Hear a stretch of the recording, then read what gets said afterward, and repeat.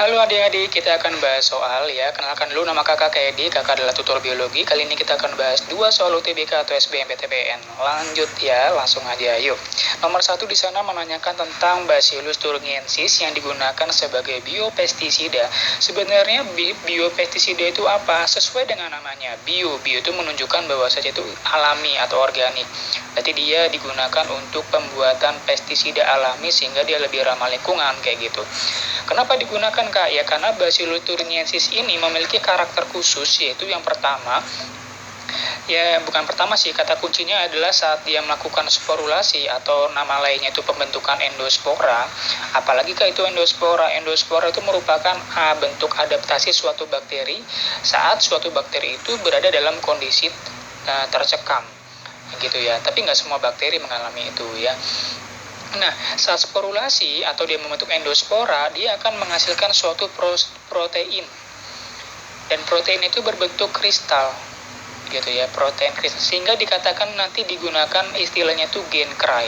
Apabila dibahas secara bioteknologi modern atau rekayasa genetika, nanti digunakan istilah gen cry dari kata kristal. Kristal berbentuk protein. Ya bentuk kristal ya, kristal berbentuk protein.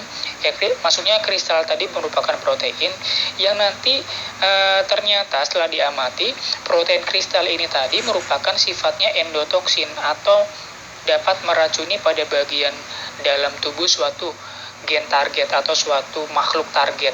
Misalnya dia ingin ngebunuh ulat ya atau larva, maka nanti masuk ke bagian dalam tubuh atau mempengaruhi bagian dalam tubuh dari si larva tadi. Nah, di sini kita udah temukan sebenarnya ada something yang bisa kita pilih di sini. Karena dia merupakan endotoksin, berarti untuk yang poin 3 ini kan dia eksotoksin. Salah. Gitu, karena kan eksotoksin, harusnya endotoksin. Dan dia fokusnya di bagian dalam organ, bukan di luar. Jadi bukan di permukaan kulit toksinnya, tapi di dalam tubuhnya. Maka yang satu juga salah. Untuk yang nomor 2 udah ketahuan banget. Tadi kakak tuliskan di sana kristal atau berbentuk protein. Nomor 2 benar. Dan nanti dia masuk ke bagian dalam dari organ makhluk target, yaitu bagian dalam salah satunya itu pencernaannya. Sehingga nanti cirinya itu ulatnya jadi kayak keracunan. Hitam, merah atau apa dan nanti mati. Gitu ya. Selanjutnya untuk yang nomor 2 itu ngomongin tentang konsep teori dari Lamarck versus Darwin. Ingat Lamarck versus Darwin ini sering banget keluar guys ya. Jadi yang pertama Lamarck. Konsep Lamarck itu adalah teori use disuse. Teori use disuse sering digunakan maka berkembang, tidak digunakan maka akan menyusut, atau berhubungan dengan faktor lingkungan yang sangat berpengaruh terhadap perubahan spesies atau pembentukan spesies baru. Kalau Darwin, dia konsepnya adalah adaptasi. Adaptasi sekaligus melakukan seleksi alam.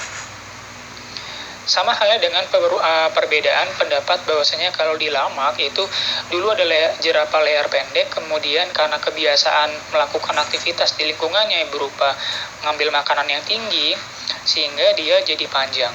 Jadi tiba-tiba panjang itu karena suka dipakai untuk menggapai makanan yang panjang atau tinggi. Kalau di Darwin beda, dulu ada 2, leher pendek sama leher panjang. Jerapah leher pendek, jerapah leher panjang. Jerapah leher pendek karena dia tidak bisa beradaptasi, maka dia punah. Dan yang panjang dia survive kayak gitu. Dan bedanya itu di sini. Kalau di Lamarck nanti diwariskan sifatnya, kalau di Darwin tidak diwariskan.